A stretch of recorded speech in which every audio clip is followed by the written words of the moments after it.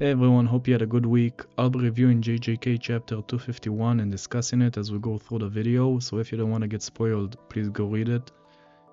And yeah, we open up this chapter where we left off, and Gege isn't taking the leg off the gas guys. Yuta and Yuji are going in deep with those punches and kicks.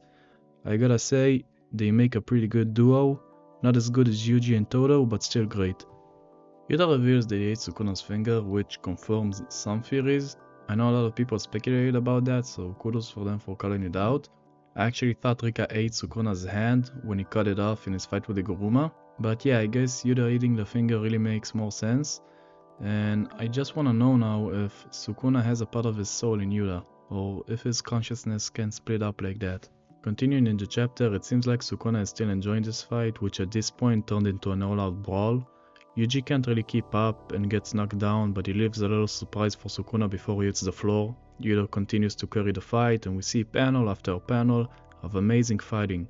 I gotta say, these fighting chapters are my kind of chapters, I really enjoy them. I mean, just look at this panel and what a beast Sukuna actually is. He looks like that one red alien from Ben 10 with the 4 arms. But yeah, Wonder Boy Yuji heals up quickly and manages to pull off another badass combo with Rika. Rika just launches Sukuna into Yuji's capoeira kick. I said it last chapter, but the fighting choreography in Jujutsu Kaisen is really amazing and becomes easier to follow as the series goes on. The moment Sukuna lets go of Hollow Wicker Basket, Yuta and Yuji immediately notice and both go in to stop Sukuna from launching the world splitting dismantle. At first I didn't get why Sukuna could use his technique in Yuta's domain without Hollow Wicker Basket, but it's probably because he did before Hollow Wicker Basket could wear off, or because they've been in the domain long enough for his technique to recharge. We'll see if we get a proper explanation for this, but for now those are the only two explanations I can think of. It seems that characters in JJK can't really surpass themselves and others without taking desperate gambles, because we saw Kenjaku do it in his fight versus Yuki when she turned into a freaking black hole, and now Gege emphasizes that this move by Sukuna is a desperate gamble, but in this situation he doesn't really have any other choice. Yuta, Yuji and Rika completely locked him, but it seems they predicted that Sukuna will try this move in these circumstances, so Sukuna gets 3 arms immediately locked by Rika and Yuji. And Yuta goes in and shows us again how brutally professional he can get and just tears off a piece of Sukuna's cheek so he can't chant his incantations properly. Sukuna just blasts Yuta with Cleave, and at this point we see that it really doesn't do enough damage to phase Yuta, so Yuta can just go all out with nothing to fear really. All the blood that Yuji spat in Sukuna's face earlier is bursting right now and breaking off pieces of his skin. I think it slashed off one of his left arms too. It's not clear enough in the chapter, but I'm pretty sure that hand was slashed off by Yuji because it was close to his face while he was spitting on Sukuna. So we finally see a glimpse of what technique Yuji has acquired, and it seems it's a blood related one, just like his brothers. I think he got it from eating the rest of the Cursed Womb death paintings. I hope we'll see more of it soon because unfortunately in the end of the chapter they all take a pretty big slash.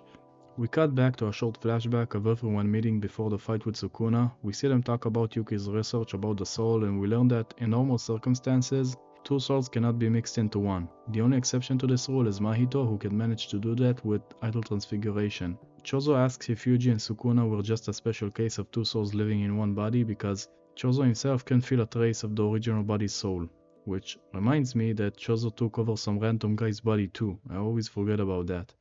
Yuji answers Chozo, and he says it's because of the massive gap of cursed energy between Chozo and the original body's soul. It's possible for a soul to sink so deep into the darkness until it'll practically disappear, which is what Sukuna was going for with the bath and killing Yorozu, who had Tsumiki aka Megumi's sister's body. Yuta is concerned about Yuji saying that on a general level souls can be mixed. Yuji explains that he added that part because of Mahito, and he's pretty sure that if Mahito's idol transfiguration isn't in play, it's safe to assume that Megumi and Sukuna didn't mix into one. So Yuji became kind of a soul expert from all of his experience with Mahito and Yuki's notes. Yuji says he believes in Yuki's words and he promises to shake Megumi's soul awake, which later happens, but we'll get more into that later. Hana says the dangerous technique would be helpful for the plan to bring back Megumi. Her explanation was pretty hard to understand, so I'm gonna try to explain it again to you guys in case you didn't understand what she meant. What Angel's technique actually does is eradicating the target's cursed technique. She says it's unlikely to survive a hit from her technique because, like how cursed energy comes from the stomach, a cursed technique comes from a certain part in the brain. So attacking the person's technique is the same as attacking their brain. Meaning that eradicating a person's technique completely is the same as frying their brain. However, in this case, Angel's technique isn't gonna attack Megumi's brain because that's not where Sukuna's technique is coming from. It's coming from Sukuna's finger that Megumi ate, which is very convenient because if attacking Sukuna's technique means destroying the finger, it also means that Megumi is free from Sukuna. I hope this short explanation helped you understand their plan, and let's move on. Going back into the fight, Yuta doesn't hold back and fires the maximum output, Jacob's ladder on Sukuna, and Yuji comes right after with a punch that actually touches Megumi's soul directly and takes Yuji into Megumi's innate domain. That's when we find out that Megumi is so mentally broken that he doesn't even have a will to take his body back. This completely messes up Yuta and Yuji's plan to separate Sukuna and Megumi, because without Megumi's cooperation they can't manage to do it, and Megumi being so broken that he doesn't even have a will to live is something they didn't think of. Sukuna isn't gonna let this fumble slip and he fires a really strong dismantle. Yuta gets gojoed. It doesn't seem to cut through Yuji and Rika, but the domain is falling apart now because Yuta is actually in two pieces. It doesn't seem to be the world splitting dismantle because, like I said, Rika and Yuji look okay. It doesn't look like it cut through them, but I guess we'll know for sure next chapter. Sukuna didn't win yet because the biggest Chadet in manga waited to jump him outside the domain. Maki Zenin stabs Sukuna in the back with the soul splitting blade.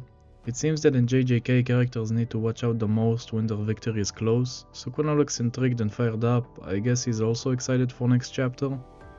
One thing I really didn't understand in this chapter is Sukuna's final slash. Like I said, maybe his cursed technique is already recharged because he's been in the domain for a while now, but he took a serious hit from Jacob's ladder by Yuta, and I don't understand how he could use his technique right after because it's supposed to mess with it. I hope Gege would clarify on how Sukuna pulled it off next chapter. But yeah, other than that, the chapter was fire and even left us waiting for more, with Maki jumping Sukuna in the end. I hope we'll see some of Akari's fight with Torame next chapter because it's been quite a while since we got an update with these two. And just to be clear, I don't think Yuta died even though he's cut in two. Rika can probably heal him or do some weird binding vow sacrifice to save him. I just don't see Yuta dying from this. He'll probably be out for a bit, but not completely. But yeah guys, let me know what you think about this chapter in the comments. If you think Yuta is actually dead or not. I gotta say, my favorite part about this fight is the Yuji and Rika combos. This 3v1 was a really great fight overall, and I can't wait to watch it animated when I'm old with my grandkids. I'd rate this chapter a solid 8 out of 10. A good fighting chapter, but nothing blew my mind. Don't forget to like if you enjoyed the video, subscribe if you wanna see more, and share to help the channel grow. It'll be all appreciated. Thanks for watching and see you next time. Bye bye.